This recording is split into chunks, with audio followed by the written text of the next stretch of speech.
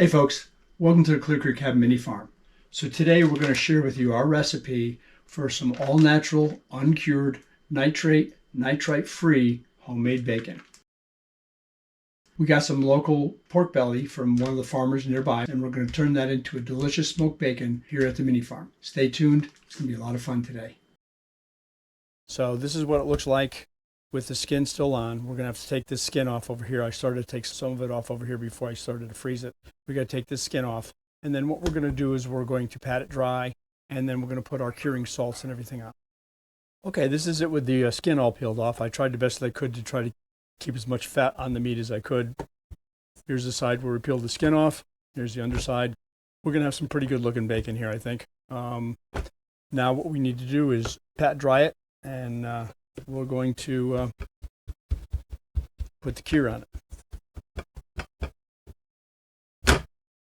So the all-natural cure that we're going to use is only 3 ingredients: maple sugar, brown sugar, and kosher salt.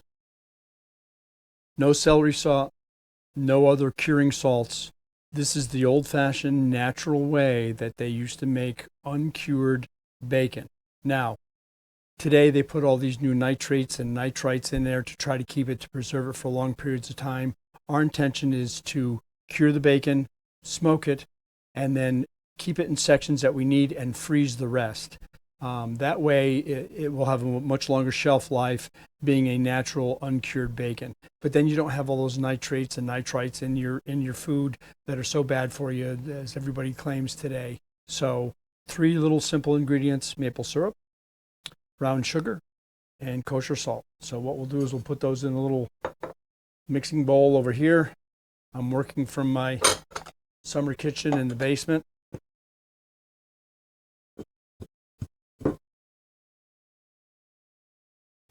Doesn't have to be perfect. Just mix it all together as best you can. It's going to be a gooey mess, I'm sure.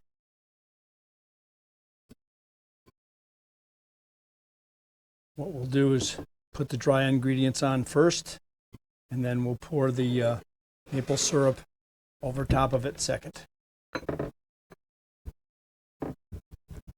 What you want to do is put this on liberally on both sides of your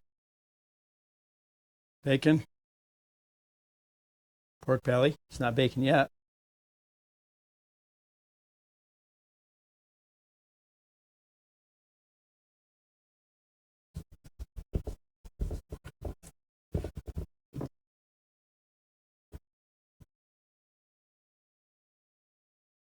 Try to distribute it as evenly as you can.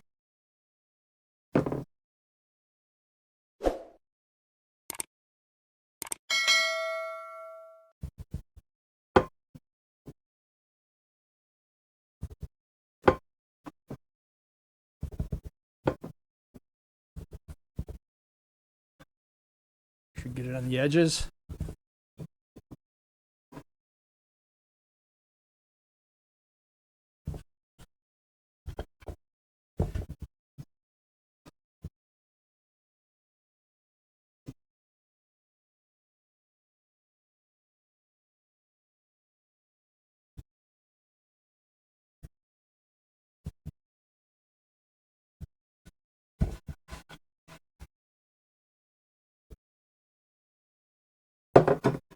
Okay, now what you want to do is you want to make sure you rub it in really good.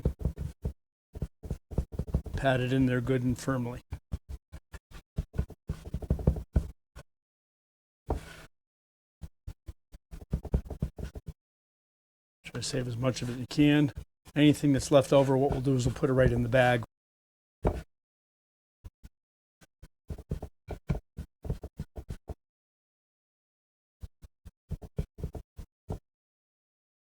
Okay.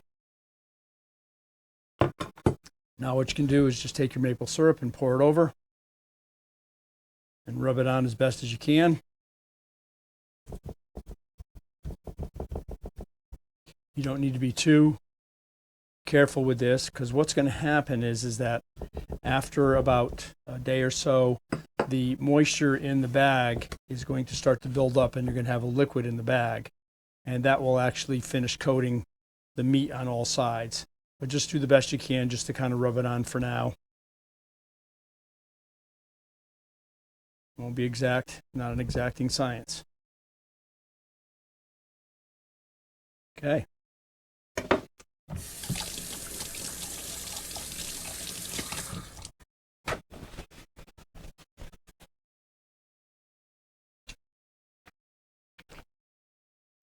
I'm going to use the same freezer bag that I used before, and we're just going to slide this in there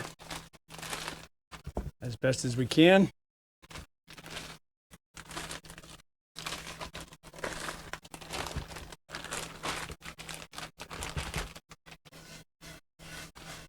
Put in as much of the ingredient as we can. I'll scrape that off and put it in there. And then lay out your bacon as best as you can, nice and flat.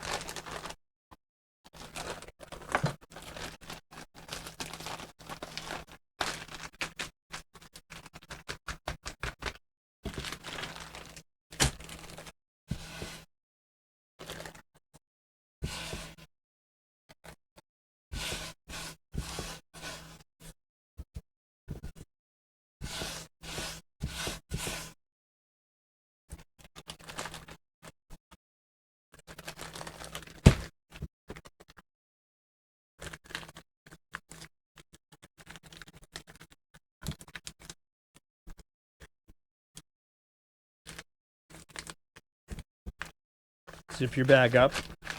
Now what I'm going to do is I'm going to put it in a second bag just to make sure it doesn't leak and it stays totally enclosed. And then we're going to put it in a nice big serving tray and into the refrigerator. Okay, that's what it looks like. Now, for the next 7 days, we're going to put this in the refrigerator. And for the next 7 days, you're going to take the bacon slab and turn it back over and put it right back in the refrigerator. What you need to do is try to remember on your days which side is up. So I've got the fat side up to start with for day 1, day 2, meat side up, day 3, and so on. So we'll get this in the refrigerator and we'll check it for the next couple of days while it's curing. What did the early settlers and homesteaders do before the advent of modern refrigeration? Well, today we're putting into use 2 of those old-time methods they used years ago to make bacon. A process called salt dry curing and cold smoking. Bacon, by the way, was actually spelled B-A-K-K-O-N 500 years ago and was the word that was used to describe the back or side sections of a pig. This early process of salt curing pork involved rubbing the pork with all natural ingredients using only coarse salt or kosher salt, brown sugar, or maple syrup. The pork was then allowed to cure in a cool, dark place for several days to draw all of the moisture out of the meat. Then the cold smoking process further preserved the meat by adding a coating of natural smoke that prolongs the shelf life even further. Subjecting the pork to smoke that hovers around 250 degrees Fahrenheit inside a smoker while slowly raising the internal temperature of the meat to 150 degrees over a minimum of 2 hours is what is considered cold smoking. This dry-cured, cold-smoked bacon stays fresh much longer than the bacon found in grocery stores today, even if stored outside the refrigerator. Unlike the mass-produced wet-cured bacon of today, the dry-cured smoked bacon is much more resistant to bacteria. Even the overly cautious USDA has reported that dry-cured bacon can be stored as a slab for up to 3 weeks without refrigeration and between 4 to 6 weeks in the fridge. I'm sure our ancestors stored their bacon much longer than that in a cool, dry place, and were amazingly able to thrive and survive, while enjoying a healthier, more flavorful bacon that is not filled with the man-made chemicals and preservatives found in much of our foods today. And finally, day number 7. So this will be the last flip. Tomorrow, we smoke some bacon. Okay, it's day number 8. We were going to smoke this today, but the weather here is just unbelievable. We've got hail, heavy winds, heavy rain. I'm not going to bother to go out and enjoy myself around the grill doing that today. So what we're going to do is we're just going to turn the bacon one more time. And then tomorrow's supposed to be a good day weather-wise. And And what we'll do then is we'll rinse the bacon all off, we'll dry it for a little while, and we'll get it on the grill and get her smoked. Good morning there, bacon lovers. So finally, after that horrible day we had yesterday of wind and rain, we even had a little bit of sleet and crazy even hail, and it's April. That's just nuts here for Tennessee, but whatever. Today, what we're going to do is we have to rinse the bacon, we have to dry it, and we're going to let it set and dry for a couple hours before we put it on the grill and smoke it.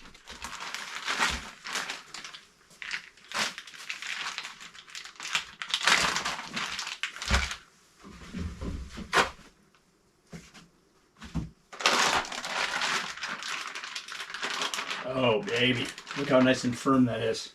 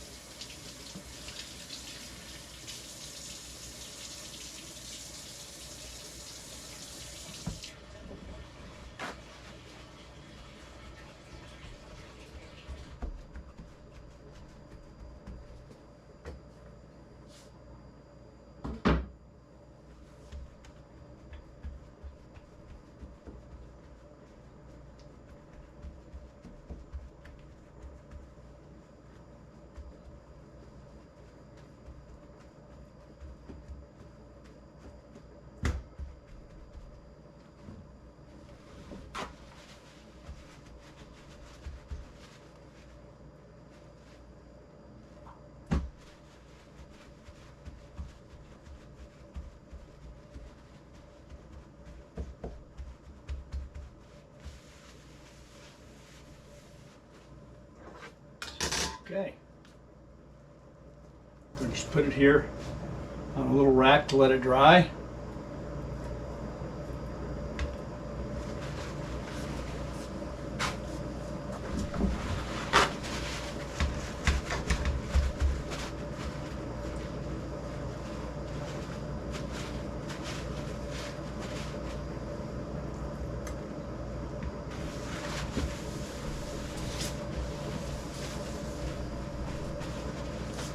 Okay, see you in a couple hours. Got the charcoal going, get it nice and glowing. We're going to put it in the little smoker baskets that I bought, and I'll put a link to those as well down in the description below. And then we'll fill that basket up with a nice glowing charcoal, bring the temperature up on the grill to 250, and throw the bacon on. So while we're waiting the charcoal to get ready, I'm soaking some apple chips. I had trimmed our apple trees here back in January, and I shred all the chips and branches with our chipper. And now what I'm doing is soaking them in water, nice warm water, so we can use these as the apple smoke for on the bacon. All right here from the farm.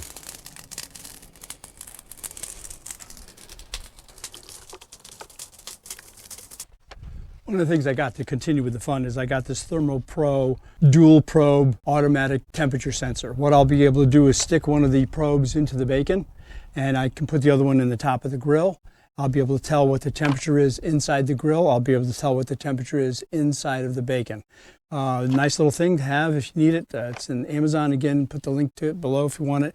You don't have to have this. You can use the instant thermometer on the bacon if you want to. And again, I put in one of my last videos, I put a new thermometer in the top of the kettle grill as well. So that would, you can check the temperatures that way as well. So I think we're ready with the charcoal. Right.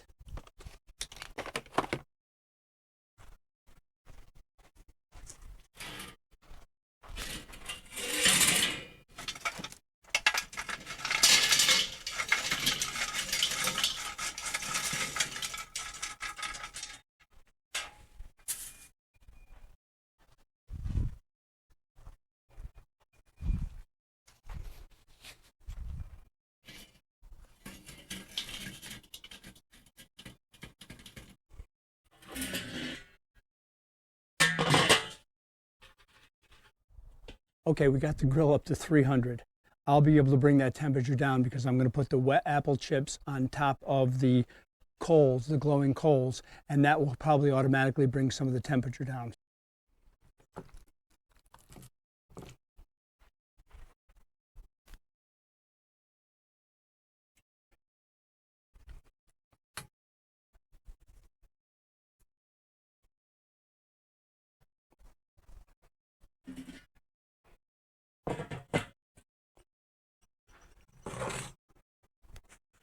Okay, now we wait.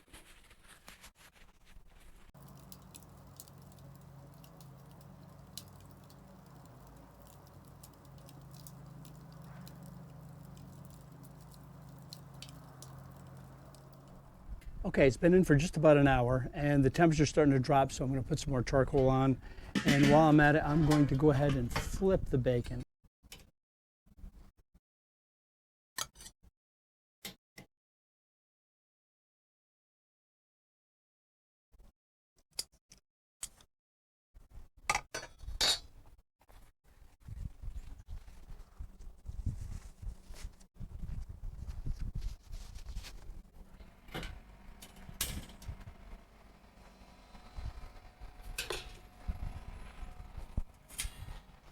I'd gotten some charcoal already in my fire starter.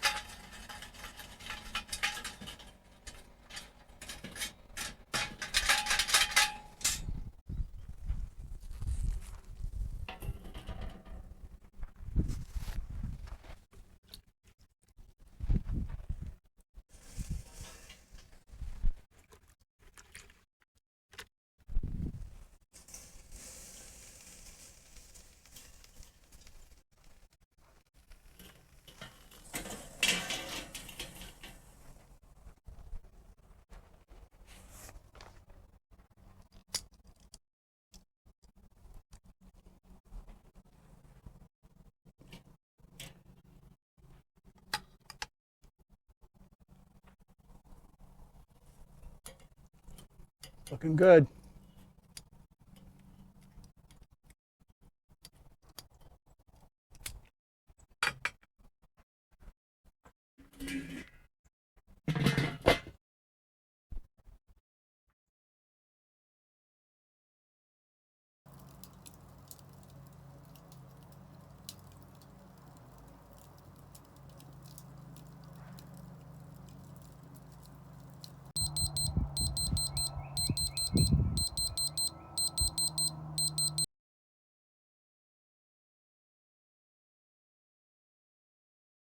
Okay, the bacon's done. It just hit 150 and the temperature inside the kettle part of the grill was about 280. I was able to keep it between 250, 260, 280. It bounced back and forth. I just have to keep playing with it. But the bacon finally hit 150 internal temperature on both pieces. So now we can take out the probes. And come on in, we'll show you what it looks like. Oh man, is that beautiful. And does it smell oh so good. So now we're going to take it down and let it rest, and then maybe we can try a little piece a little later. I'm going to take this one and trim it off a little bit though.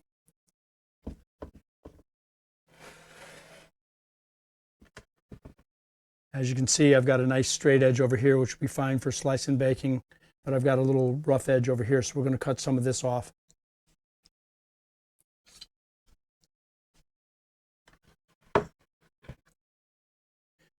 What I'm going to do is try to slice it in small little pieces so that we can make bacon out of it.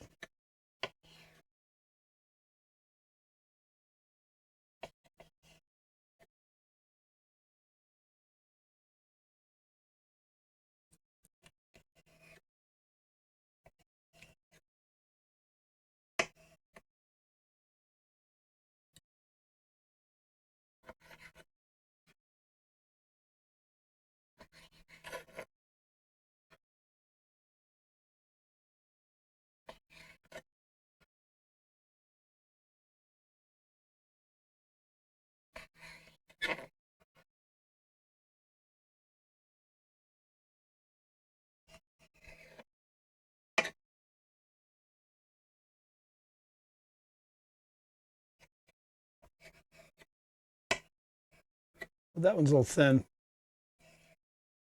I think we'll just eat that. Oh, baby. It's okay to eat. It's 150 degrees. That's the temperature that you have to have pork made at. Of course, it's going to taste much better fried in a pan. But I trimmed up that side nice and good.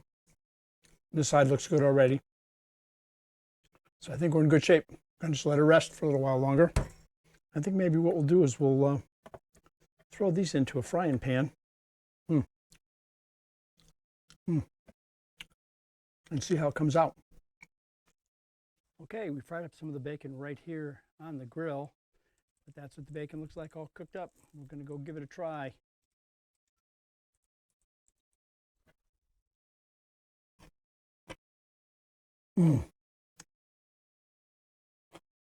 There's some good stuff. Great flavor. Sorry, not too salty.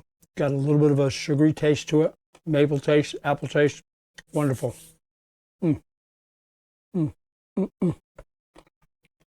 So, thanks for tuning in. Stop back and see us here at the Clear Creek Cabin Mini Farm. Hope you enjoyed today's video. Give it a thumbs up. Subscribe when you get a minute.